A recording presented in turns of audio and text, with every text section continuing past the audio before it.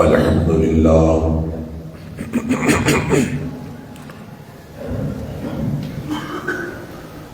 الحمد لله نحمده ونستعينه ونستغفره ونؤمن به ونتوكل عليه ونعوذ بالله من شرور أنفسنا ومن سيئات أعمالنا من يهده الله فلا مضل له ومن يضلل فلا هادي له أشهد أن لا إله إلا الله وحده لا شريك له وأشهد أن محمدا عبده ورسوله أرسله بالحق بشيرا ونذيرا بين يدي الساعة فمن يطع الله ورسوله فقد رشد واهتدى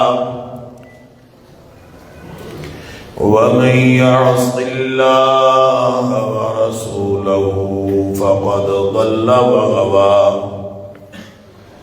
فإنه لا يضر إلا نفسه ولا يضر الله شيئا نسأل الله ربنا أن يجعلنا ممن يطيعه ويطيع رسوله ويتبع رضوانه ويجتنب سخطه فإنما نحن به وله أما بعد فإن خير الحديث كتاب الله وخير الهدي هدي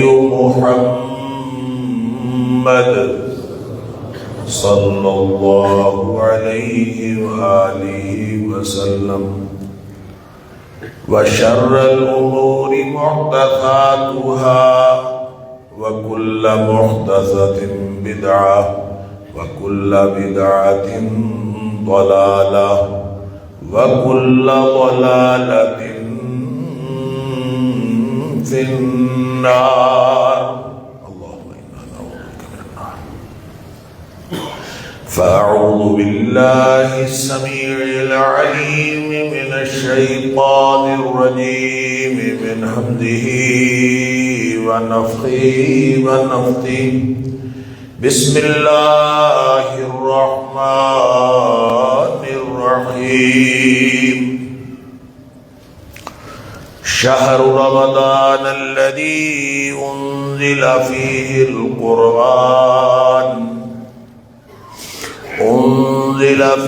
القرآن هدى للناس وبينات من الهدى والفرقان فمن شهد منكم الشهر فليصمه ومن كان مريضا أو على سفر فعدة من أيام أخر يريد الله بكم اليسر ولا يريد بكم العسر ولتكملوا العدة ولتكبروا الله على ما هداكم ولعلكم تشكرون۔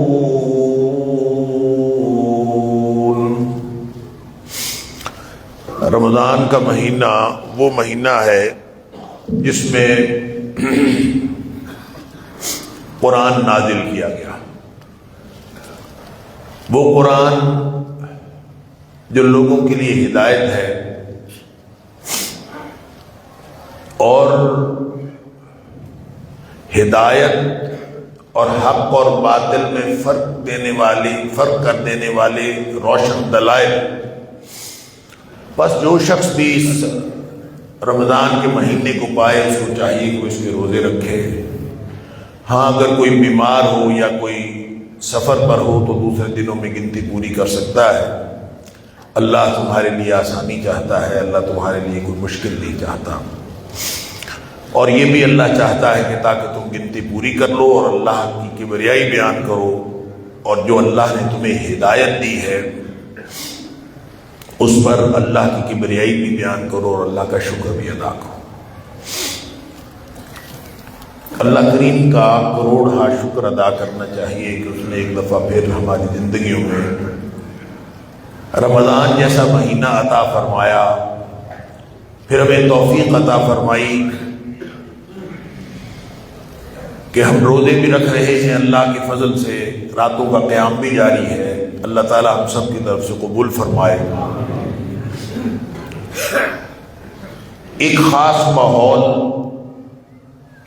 اس مہینے کی ابتدا سے ہی ہر سال ہم مشاہدہ کرتے ہیں، جو ہی یہ مہینہ آتا ہے فضا بھی بدلی ہوئی لگتی ہے، اور پھر اللہ کی رحمتوں کا نزول ہو رہا ہوتا ہے۔ مساجد کے اندر قرآن کی محافل مجالس بھی ہو رہی ہوتی ہیں، روزے کے اہتمام کے لیے سحری اور افطاری کے دسترخوان بھی سجے ہوئے ہوتے ہیں۔ ہر شخص نیکیوں کو زیادہ سے زیادہ کر لینے کی تڑپ اور تگ و دو میں نظر آتا ہے۔ قرآن حکیم کی انفرادی تلاوت بھی ہر شخص کوشش کرتا ہے کہ وہ جتنے زیادہ سے زیادہ کر لے۔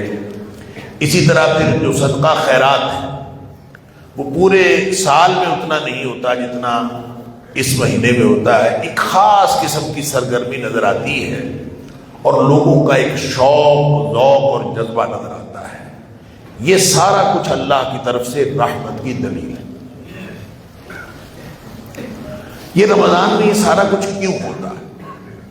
اس کے لیے اللہ کریم نے ایک ہلکا سا تعارف رمضان کا کرایا کہ یہ مہینہ کیا مہینہ ہے۔ فرمایا کہ یہ مہینہ وہ ہے جس میں قرآن نازل کیا گیا۔ بس یہ اس کی عظمت کے لیے یہی بات کافی ہے کہ قرآن اس مہینے میں نازل ہوا ہے، اس لیے اس مہینے کو عظمتیں مل گئی ہیں۔ اللہ اکبر۔ اس کا مطلب یہ ہے کہ رمضان کی جو ساری برکتیں ہیں اور جو ساری رونقیں ہیں اور یہ سارا شوق، ذوق، جذبہ اور انسانوں کی رغبت ہے، اور جو اللہ تعالیٰ کی رحمتیں اور برکتیں نازل ہو رہی ہیں، یہ سب گویا قرآن کی وجہ سے ہے۔ قرآن کیونکہ اس مہینے میں نازل ہوا، اس لیے اللہ تعالیٰ نے اس مہینے کو اتنا بڑا برکت والا مہینہ بنا دیا۔ تو قرآن وہ کتاب اصل میں ہے، کیونکہ قرآن عام کتاب نہیں ہے، یہ اللہ کا کلام ہے، اور کلام اصل میں اللہ کی صفت ہے۔ تو جو خصوصیات کسی ذات کی ہوتی ہیں وہی اس کے کلام کی ہوتی ہیں۔ تو اللہ کی ذات تو ہمیں نظر نہیں آتی، لا تدرکہ الابصار وہو یدرک الابصار، لیکن اللہ کا کلام نبی اکرم صلی اللہ علیہ وآلہ وسلم کے ذریعے سے ہمارے پاس موجود ہے۔ اس کا مطلب یہ ہوا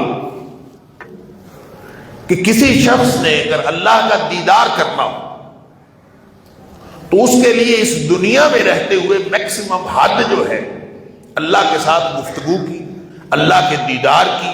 دیکھا جانا تو ممکن نہیں ہے، لا تدرک الابصار، اللہ کو ہم نہیں دیکھ سکتے، دنیا کی آنکھوں میں اللہ نے وہ صلاحیت ہی نہیں رکھی کہ جو اللہ کا دیدار کر سکے۔ یہ تو جنتیوں کو اللہ تعالیٰ جنت الفردوس کے اندر اور جنت کے اندر اللہ تعالیٰ دیدار کروائے گا، اور وہ متواتر احادیث میں موجود ہے۔ یہاں تو موسیٰ علیہ السلام نے بھی کہا تھا رب ارینی انظر الیک، اللہ میں تجھے دیکھنا چاہتا ہوں، مجھے ذرا دکھا۔ اور وہ کیوں شوق پیدا ہوا تھا؟ جو میں نے عرض کیا کہ اس دنیا میں رہتے ہوئے حد یہ ہے کہ انسان اللہ سے گفتگو کر لے، حد یہ ہے۔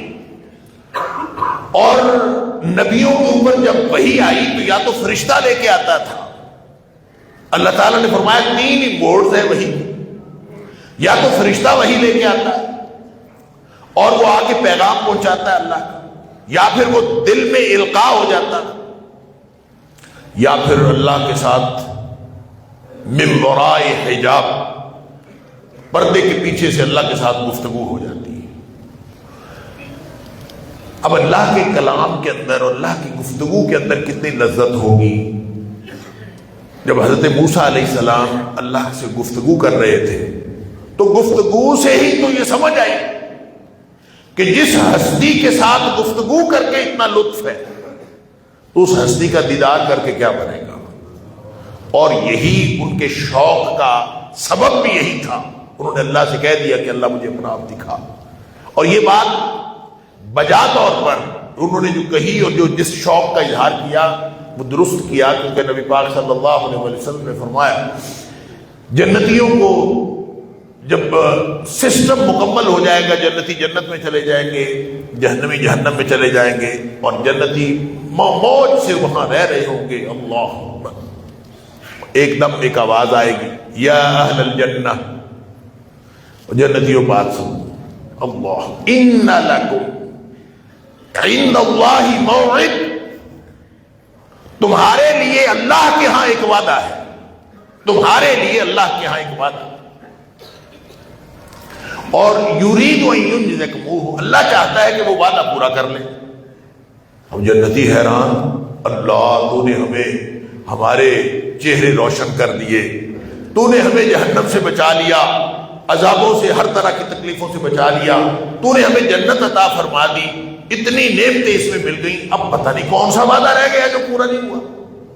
وہ یہ سوچ رہے ہو، آپس میں گفتگو کر رہے ہیں، اتنے میں اللہ تعالیٰ دیدار کروا دے گا، اپنا حجاب ہٹا دے گا اور اللہ تعالیٰ اپنا دیدار کروا دے گا۔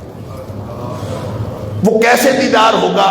ظاہر ہم تو جنت کی چیزوں کا، عام چیزوں کا اندازہ نہیں کر سکتے۔ اللہ کریم نے فرمایا ہے کہ کسی آنکھ نے اس کو کبھی جنت کی نعمتوں کو ہم نے نہیں دیکھا۔ اعددت لعباد الصالحین، اللہ فرماتا ہے، حدیث قدسی ہے کہ میں نے نیک بندوں کے لیے جو جنت تیار کر رکھی ہے، ما لا عین رأت، جس کو کبھی کسی آنکھ نے دیکھا نہیں، وہ نعمتیں ہیں وہاں پہ، اللہ، ولا اذن سمعت، کسی کان نے کبھی سنا نہیں،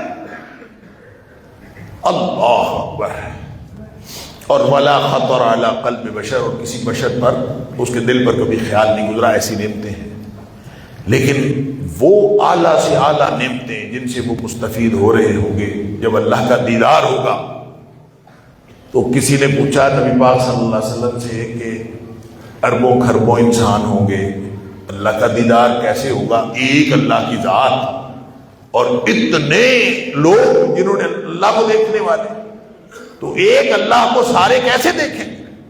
اللہ، نبی اکرم صلی اللہ علیہ وسلم نے فرمایا 14ویں رات کا چاند چڑھا ہوا ان کو کبھی دقت ہوتی ہے دیکھنے میں؟ اسی طرح جب جنتی اللہ کا دیدار کریں گے تو بیک وقت سارے لوگ اللہ کا دیدار کر رہے ہوں گے اور کسی کو کوئی دقت نہیں ہوگی اللہ کے دیدار میں۔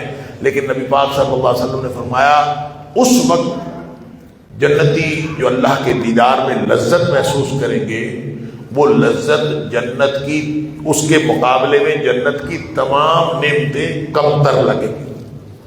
اللہ کے دیدار کی لذت جنت کی ساری نعمتوں سے بلند، اللہ اکبر۔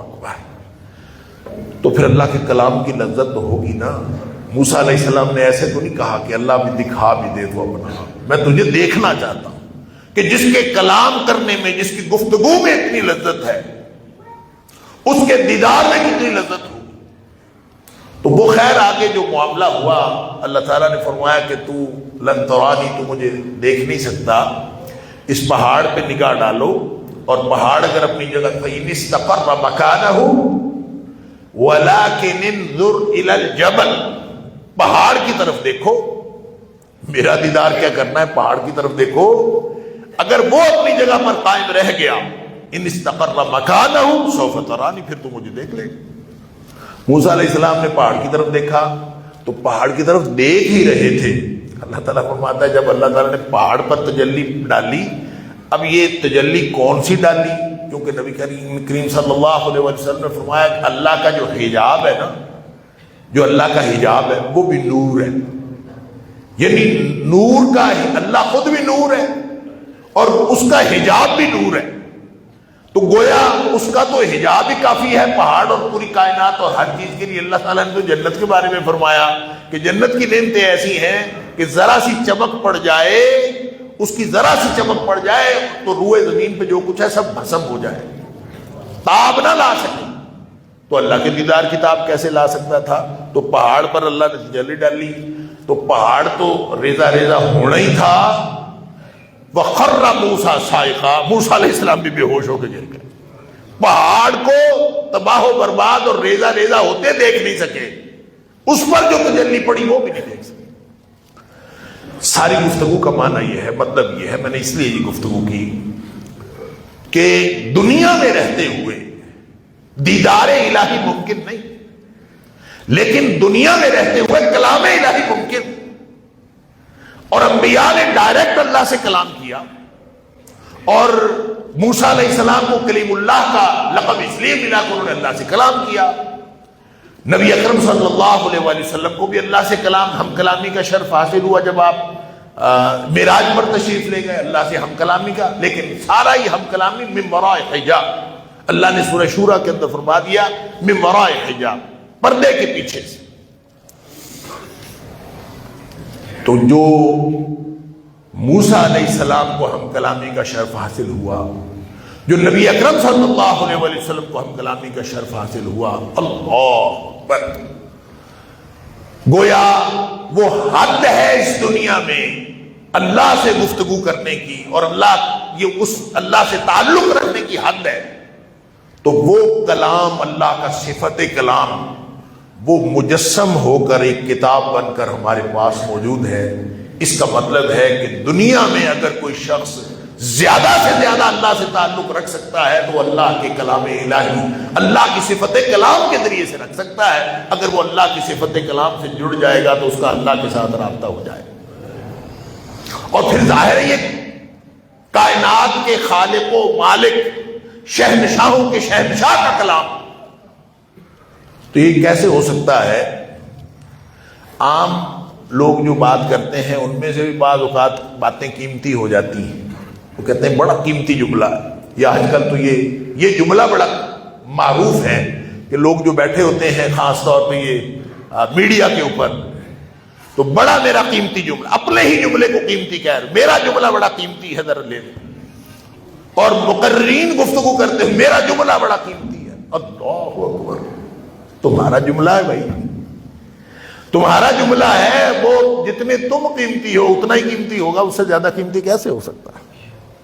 صاحب کلام جتنا ہی قیمتی ہونا، جو قیمت صاحب کلام کی ہے وہی قیمت اس کے جملے کی ہوگی۔ اللہ اکبر، لہذا جو اللہ کا کلام ہے وہ شہنشاہوں کے شہنشاہ کا کلام ہے، تو اس کا مطلب یہ ہے کہ جب اللہ کا کلام ہمارے پاس موجود ہے تو اس سے بڑا ذریعہ اللہ کے ساتھ ملنے کا اور ذات الہی کے ساتھ جڑ جانے کا اس سے بڑا ذریعہ اور نہیں ہو سکتا۔ اور یہ جب وہ جو قیمتی جملوں کی میں بات کر رہا تھا، دنیا کے سارے کلام مل کر، ہر چیز مل کر بھی وہ اللہ کے اس کلام کا مقابلہ نہیں کر سکتی۔ کیوں نہیں کر سکتی؟ آپ نے قرآن کا چیلنج سمجھا؟ قرآن کہتا ہے وَإِن كُنتُمْ فِي رَيْبٍ مِّمَّا نَزَّلْنَا عَلَىٰ عَبْدِنَا فَأْتُوا بِسُورَةٍ مِّن مِّثْلِهِ۔ تم ایسے کرو کہ بار بار کہتے ہو نبی اکرم صلی اللہ علیہ وسلم سے کہ انہوں نے خود بنایا ہے، تو اگر انہوں نے خود بنایا تو تم بھی خود بنا لو۔ اپنے آپ کو عرب کہتے ہو، عرب کا معنی ہی فصیح اللسان ہے، اور اپنے آپ کو اس وقت وہ پوری دنیا پہ عرب کہتے تھے اور باقی دنیا عجم، دوسرے گونگے ہیں، بولنا تو ہمیں آتا ہے، اور اپنے آپ کو، اپنے کلام کو، اور اپنی زبان کو اور اپنی عربی دانی کو وہ سمجھتے تھے کہ شاید اس وقت پوری دنیا پہ ہم راج کر رہے ہیں۔ تو اللہ تعالیٰ فرماتا بناؤ اس طرح کی ایک صورت لے کے آ جاؤ۔ کتنا کو مشکل ہے؟ عربی والے لوگ جو عربی جانتے ہیں، یعنی میں آپ جو پنجابی ہماری زبان مادری زبان پنجابی یا پھر ہم اردو بولتے ہیں، تو اردو کا ایک جملہ بنانا ہو تو کتنا کو مشکل ہے، اردو کا جملہ نہیں بنتا۔ یہ قرآن کے چیلنج کو سمجھو، چیلنج کیا ہے؟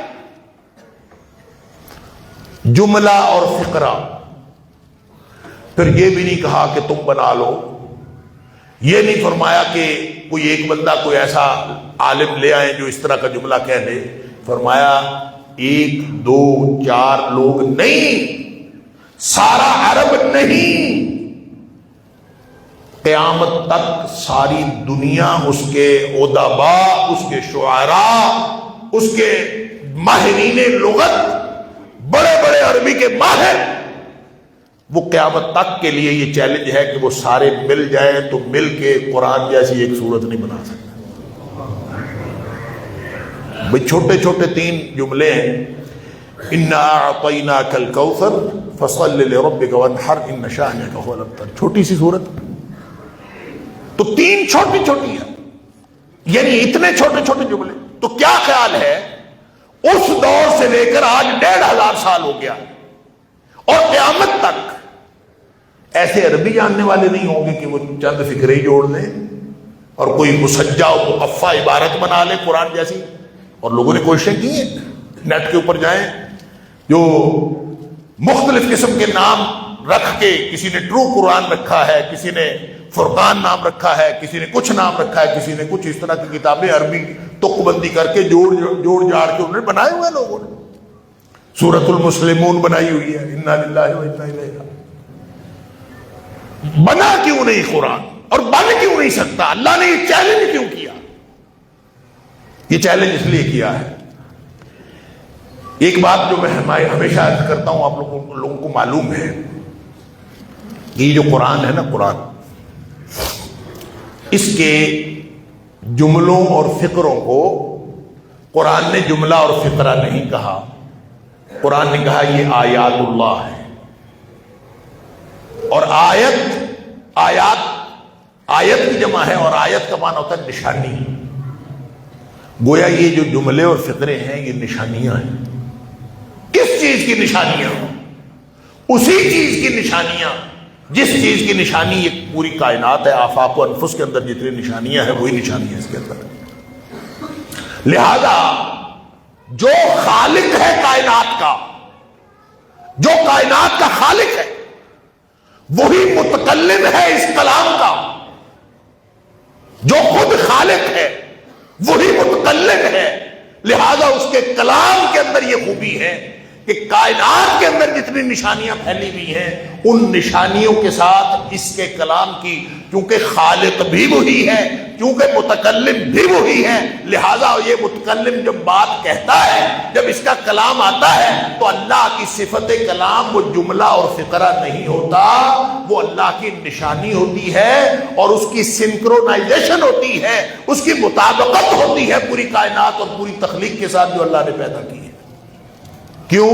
اس لیے کہ وہ خود پیدا کرنے والا ہے۔ الا یعلم من خلق، جو پیدا کرنے والا ہے، کیا وہ کائنات کو نہیں جانتا؟ کائنات کو بھی وہ جانتا ہے، کائنات کس کس چیز میں نشانی ہے اس کو بھی وہ جانتا ہے، اور ان نشانیوں کو کلام میں کیسے سمونا ہے اس کو بھی وہ جانتا ہے۔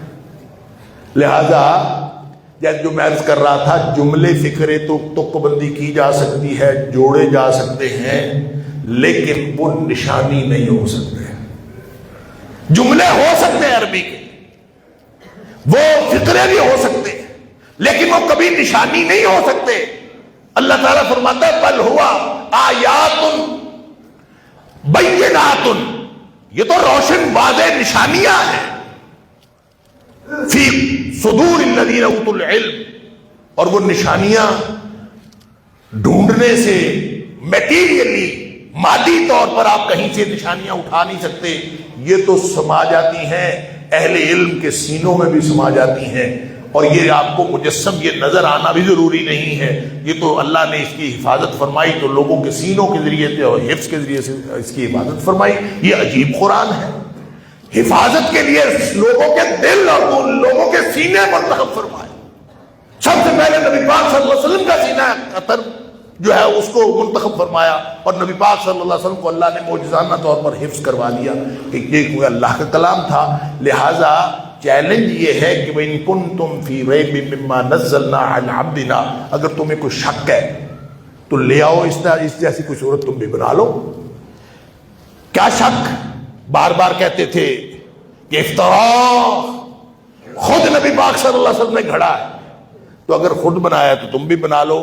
عربی کے جملے بن سکتے ہیں، عربی کے فقرے بن سکتے ہیں، پیراگراف بن سکتے ہیں، ادب پارے بن سکتے ہیں، شاہ پارے بن سکتے ہیں، شعر بن سکتے ہیں، اور ادب تخلیق کیا جا سکتا ہے، لیکن وہ کبھی بھی نہ خالق کا کلام ہو، نہ اس کے اندر وہ نشانیاں ہوں جو خالق نے کائنات کے اندر رکھی ہیں۔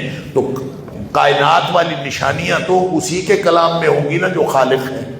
اس لیے یہ چیلنج قیامت تک کے لیے کھڑا ہے، اور کوئی شخص اس چیلنج کا جواب نہیں دے سکتا۔ عرب جو تھے وہ اپنے ادب پارے وہ لا کے کعبے میں لٹکا دیتے تھے، اور وہاں ادبا شعراء آتے جاتے رہتے تھے۔ ظاہر ہے اس وقت کا سوشل میڈیا اور تو تھا نہیں، آج کل تو جس نے کوئی مضمون لکھنا ہوتا ہے، جس نے کوئی اپنا ادب پارا لکھنا ہوتا ہے، لکھ کے سوشل میڈیا کے اوپر اپلوڈ کر دیتا ہے، ساری دنیا کو پہنچ جاتا ہے۔ اس وقت کا سوشل میڈیا کیا تھا کہ لوگ اپنا ادب جو وہ تخلیق کرتے تھے، چاہے وہ شاعری ہوتی تھی، چاہے وہ دوسرا نثر ہوتی تھی، وہ لا کے کعبے کے اندر لٹکا جاتے تھے۔ پھر وہاں شعراء ادبا آ کے چکر لگاتے تھے، اہل علم آ کے دیکھتے تھے، اس کو پرکھتے تھے۔ یوں پھر کسی کلام کی، جیسے ہم کہتے ہیں نا لائکس ملے ہیں، اتنے لائکس مل گئے، اتنے ویوز ہو گئے، تو ان کی اس کی ویلیو طے ہوتی تھی کہ کتنے لوگوں نے اس کو پڑھا اور کتنے لوگوں نے اس کو پڑھ کے اپریشیٹ کیا۔ یہ اس دور کے یعنی عوام میں مقبول ہونے کے لیے اور وائرل ہونے کے لیے یہ طریقہ اختیار کیا جاتا ہے۔ اسی لیے عرب کے جو لوگ عربی ادب سے واقف ہیں ان کو معلوم ہے کہ 7 معلقات، 7 لٹکے ہوئے کلام، وہ ان کی 7 معلقات کی عربی ادب کے اندر بڑی اہمیت ہے، اور اس کو پڑھا جاتا ہے باقاعدہ ڈگریوں کے اندر اور مدارس کے اندر بھی، اور کالجز یونیورسٹیز کے اندر بھی پڑھایا جاتا ہے اس کو آج تک، یعنی اس دور کا تخلیق کیا ہوا تھا۔ تو جب سورہ کوثر نازل ہوئی ہے نا، اب یہ مختصر ترین سورت ہے، تو کہتے ہیں حضرت علی رضی اللہ تعالیٰ عنہ نے جا کے اس کو لکھ کے وہاں لٹکا دیا، کعبے میں لٹکا دیا کہ ٹھیک ہے، جہاں باقی کلام لوگوں کے ہیں تو ایک چھوٹی سی سورت یہ بھی صحیح۔ تو میں جو پہلے بات عرض کر رہا تھا، یہ قرآن کا چیلنج اس لیے ہے کہ یہ کلام الہی ہے۔ عربی دانی کسی مخلوق کی ہو سکتی ہے، لیکن وہ نہ کلام الہی ہو سکتا ہے اور نہ اس کے اندر نشانیاں ہو سکتی ہیں۔ نشانیاں تو اس کے اندر ہوں گی نا جو پیدا کرنے والا ہے، اور یہ کلام اسی کا ہے، لہذا کائنات کے ساتھ مطابقت اسی کے کلام کی ہوگی، کسی اور کی ہو ہی نہیں سکتی۔ لہذا اور کسی کا کلام ہو سکتا ہے لیکن وہ نشانی نہیں ہو سکتا۔ تو چھوٹی سی صورت تھی، جا کے لکھ دی۔ اچھا، لوگ آتے تھے، دیکھتے تھے، اس صورت کو پڑھتے تھے۔ اب کسی کو نہیں پتا کہ یہ کس کا کلام ہے کس کا نہیں، بس ایک صورت لکھی ہوئی ہے۔ اللہ، کچھ دنوں بعد حضرت علی رضی اللہ تعالیٰ عنہ فرماتے کہ میں وہاں گیا تو میں نے جا کے دیکھا کہ کسی نے اس کے نیچے لکھا ہوا تھا ما ھذا کلام البشر، یہ کسی بشر کا کلام ہو ہی نہیں سکتا۔ یہ ہے اصل میں چیلنج۔ لہذا نہ کسی کو پتا کہ کائنات میں نشانیاں کتنی ہیں، نہ کسی کو معلوم کہ عربی کے فقرے بناتے ہوئے ان کو کائنات کی نشانی کیسے بنانا ہے، اس کے اندر نشانیاں کیسے سمونی ہیں، لہذا وہ نشانیاں نہیں ہو سکتی۔ اس لیے اللہ کریم نے قرآن میں جہاں کہیں بھی بات کی ہے فرمایا یہ بینات ہیں، بینات، یہ روشن دلائل ہے، کیونکہ یہ آیات اللہ ہے، اللہ کی نشانیاں۔ اور یہی بات یہاں فرمائی شہر رمضان الذی انزل فیہ القرآن، رمضان کے مہینے کی ساری برکتیں بس اس سے سمجھ لو یہ ساری قرآن کی وجہ سے ہے، ہر چیز قرآن کی وجہ سے۔ گویا قرآن چونکہ اللہ کا کلام ہے، لہذا یہ اتنا قیمتی کلام ہے، اتنا قیمتی کلام ہے کہ جو جس بھی طریقے سے اس کے ساتھ جڑ جائے یہ اس کو قیمتی بنا دیتا ہے۔ یعنی ہو نہیں سکتا جو قرآن کے ساتھ کسی طور بھی جڑے وہ قیمتی نہ ہو۔ اس لیے کہ یہ مالک کا کلام ہے، خالق کا کلام اور شہنشاہوں کے شہنشاہ کا کلام، اور کلام الملوک ملوک الکلام، جو بادشاہوں کی بات ہوتی ہے وہ باتوں کی بادشاہ ہوتی ہے۔ تو یہ کیسے ہو سکتا ہے کہ ہمارے جو مخلوق جس کی اللہ کے ساتھ کوئی نسبت ہی نہیں ہے، ان میں کوئی تھوڑی سی گفتگو کر لے تو وہ کہے کہ میرا جملہ بڑا قیمتی ہے، اس کو کیا معلوم کہ اللہ کی آیت جو ہے، جو اللہ کا صفت کلام ہے، جو اللہ سے صادر ہوئی ہے، جو اللہ سے ادا ہوئی ہے، گویا اللہ تعالیٰ نے اس کو ادا فرمایا، اس کی قیمت کا کوئی اندازہ ہے کہ وہ کتنا قیمتی ہے، جس کی ادائیگی اللہ کریم نے خود فرمائی، اور نبی پاک صلی اللہ علیہ وسلم کو جبریل نے آ کے اسی طرح پڑھایا جیسے اللہ کریم نے اس کی ادائیگی فرمائی، پھر نبی پاک صلی اللہ علیہ وسلم نے اسی طرح آگے سکھایا۔ اللہ، یہ جو قراء کرام ہیں جو اس بات پر زور دیتے ہیں کہ قرآن کو صحیح مخارج سے پڑھنا چاہیے اور قرآن کو صحیح تجوید سے پڑھنا چاہیے، کیوں زور دیتے ہیں؟ یہ اسی لیے زور دیتے ہیں کہ اگر کسی عام آدمی کا کلام ہو تو اس کو جیسے مرضی پڑھ لیں، جب یہ اللہ کا کلام ہے تو کوشش یہ کرنی چاہیے نا کہ جیسے اللہ کا کلام صادر ہوا، ظاہر ہے ایسے تو نہیں پڑھ سکتے، جیسے نبی پاک صلی اللہ علیہ وسلم پڑھتے تھے شاید ویسے تو نہیں پڑھ سکتے، لیکن کوشش تو یہ کرنی چاہیے کہ جس طرح وہ کلام کو پڑھنے کا حق ہے میں اس کو اس طرح پڑھے۔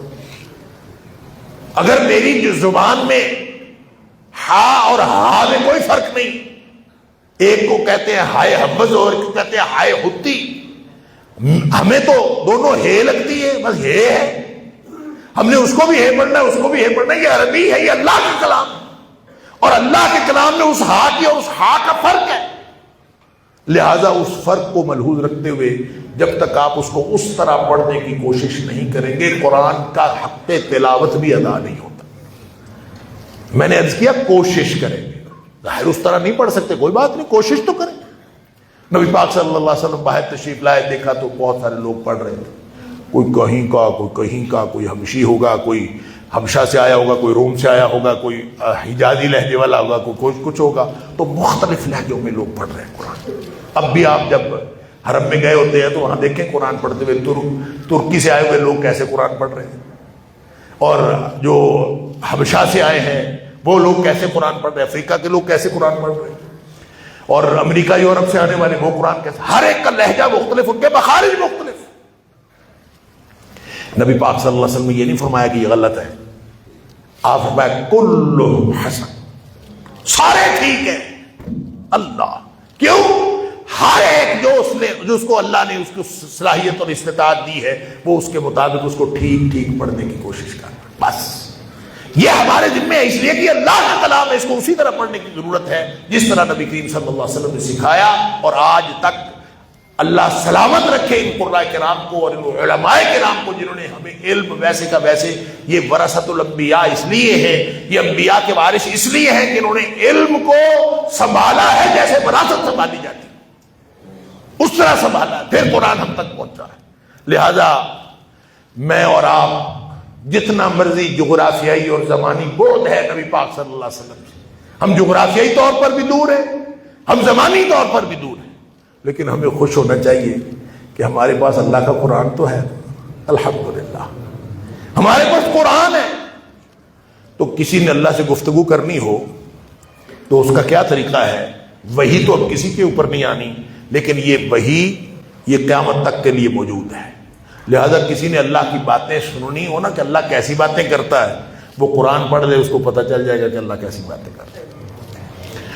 اور جس نے اللہ کو سنانا ہو کہ اللہ ہماری باتیں سن لے، اللہ اکبر، ایک تو اس کا عام اعلان ہے وجیب الدعوۃ الداعی اذا دعان، جب بھی پکارو، جب بھی بلاؤ، جب بھی دعا کرو، وہ ہر وقت لا تاخذہ سنۃ ولا نوم، وہ نہ کبھی سویا ہوتا ہے، نہ کبھی اس کو اونگ آتی ہے، نہ کبھی ایسا ہوتا ہے کہ وہ اس کی توجہ آپ کی طرف نہ ہو، اس کی توجہ تو ہر طرف ہر وقت ہوتی ہے، بس آپ کی توجہ نہیں ہوتی۔ لیکن جو بالکل ڈائریکٹ اللہ کے ساتھ گفتگو کا طریقہ جو سکھایا، فرمایا وہ نماز ہے، ان المصلی یناجی ربہ، جب نمازی نماز پڑھنا شروع کر دیتا ہے تو وہ تو اس کی تو اللہ کے ساتھ سرگوشیاں شروع ہو جاتی ہیں۔ سرگوشیاں کبھی سوچا ہے سرگوشیاں کیا ہے؟ سرگوشی وہ ہوتی ہے جب ایک کا کان قریب ہو دوسرے کے ہونٹ قریب ہو۔ اور ویسے تو اس نے اعلان کیا ہوا ہے کہ انا مع عبدی اذا ذکرنی، میرا بندہ جب بھی میرا ذکر کرتا ہے میں اس کے ساتھ ہوتا ہوں۔ وتحرکت بی شفتا، جب اس کے ہونٹ ہل رہے ہوتے ہیں نا، ہونٹ ہل رہے ہوتے ہیں، اس وقت میں اس کے ساتھ ہوتا ہوں۔ جب میرے ذکر میں اس کے ہونٹ ہل رہے ہوتے ہیں تو میں اس کے ساتھ ہوں۔ لہذا جس نے اللہ سے گفتگو کرنی ہو وہ توجہ سے نماز پڑھ لے، جس نے اللہ کی گفتگو سننی ہو وہ توجہ سے قرآن پڑھ لے۔ یہ قرآن ہی اللہ سے جڑنے کا ذریعہ ہے۔ اللہ، نبی اکرم صلی اللہ علیہ وسلم نے فرمایا ان ھذا القرآن سبب، یہ قرآن ایک رسی ہے، طرفہ بید اللہ و طرفہ بیدیکم، اس کا ایک سرا اللہ کے ہاتھ میں ہے، ایک سرا تمہارے ہاتھ میں ہے۔ اب جو سرا اللہ کے ہاتھ میں ہے وہ تو چھوٹتا نہیں، جو توجہ اللہ کی ہے اس میں تو کمی نہیں آتی، تو کمی تو ادھر سے ہے نا، جو سرا ہمارے ہاتھ میں ہے ہم چھوڑ بیٹھے ہیں۔ اگر اس کو پکڑ لیں، وہ سرا جو ہمارے ہاتھ میں ہونا چاہیے تھا، فرمایا فتمسکوا بہ، تم سب لوگ اس قرآن کے ساتھ جڑ جاؤ۔ جڑ جاؤ گے تو میں نے پہلے عرض کیا کہ یہ قرآن ایک اتنی عظیم کتاب ہے کہ کوئی اس کے ساتھ جڑے اور یہ اس کو عظمتیں عطا نہ کرے، یہ ممکن نہیں ہے۔ چاہے وہ کوئی مکان کا ٹکڑا ہو، چاہے وہ کوئی زمان کا ٹکڑا ہو، چاہے وہ کوئی ہستی ہو، چاہے وہ کوئی فرشتہ ہو، چاہے وہ کوئی انسان ہو، چاہے کوئی جن ہو، ہر چیز جو جڑی وہ عظمت پا گئی، چاہے وہ جبریل ہے، چاہے نبی اکرم صلی اللہ علیہ وسلم ہے، چاہے حجاز کی دھرتی ہے، چاہے لیلۃ القدر ہے، چاہے رمضان کا مہینہ ہے، کوئی بھی چیز جو قرآن سے جڑ جاتی ہے عظمت پا جاتی ہے۔ میں اور آپ مخلوق اللہ کی اور امت نبی اکرم صلی اللہ علیہ وسلم کی، اگر کوئی ذرا بھی ہمیں کوئی خیال ہے کہ ہم نے اللہ سے جڑنا ہے، اور اگر کسی نے کوئی دنیا آخرت کی کوئی عظمت لینی ہے تو اللہ کا قرآن موجود ہے، اور یہ عظمت پتہ کب دے دیتا ہے؟ ماہر بن کے نہیں، قاری اور مجود بن کے نہیں، حافظ بن کے نہیں، فرمایا جو سیکھنا شروع کر دیتا ہے وہ مخلوق میں سے سب سے بہترین ہو جاتا ہے۔ خیرکم، تم سب میں سے بہترین وہ ہے، وہ نہیں بہترین، پہلے وہ نہیں بہترین جو جس نے ساری زندگی قرآن پڑھا، سیکھا، ماہر بنا، الماہر بالقرآن بنا، پھر وہ استاد بنا، پھر وہ لوگوں کو سکھا رہا ہے، وہ نہیں پہلے بہتر۔ فرمایا خیرکم من تعلم القرآن، پہلے بہتر وہ ہے جو قرآن کو سیکھنا شروع کر دیتا ہے۔ یہ سیکھنے والا پہلے بہتر ہے، سکھانے والا بعد میں بہتر، اس لیے کہ وہ بھی سیکھ کے آیا ہے نا۔ تو میں اور آپ آج رمضان کے اس جمعے میں ہم اللہ سے وعدہ کریں، اللہ جتنی زندگی باقی ہے ہم تیرے کلام کے ساتھ جڑنے میں لگا دیں گے۔ بس اللہ سے یہ وعدہ کر لیں، ہو نہیں سکتا کہ اللہ کا کلام اس کے ساتھ جڑنے والے کو عظمت کا کوئی نہ کوئی حصہ عطا نہ کرے۔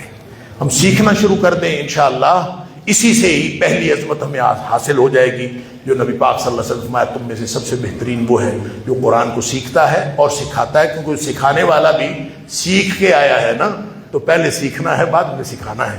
تو اللہ تعالیٰ اسی وقت فضیلت عطا فرما دیتا ہے جب وہ شروع کر دے۔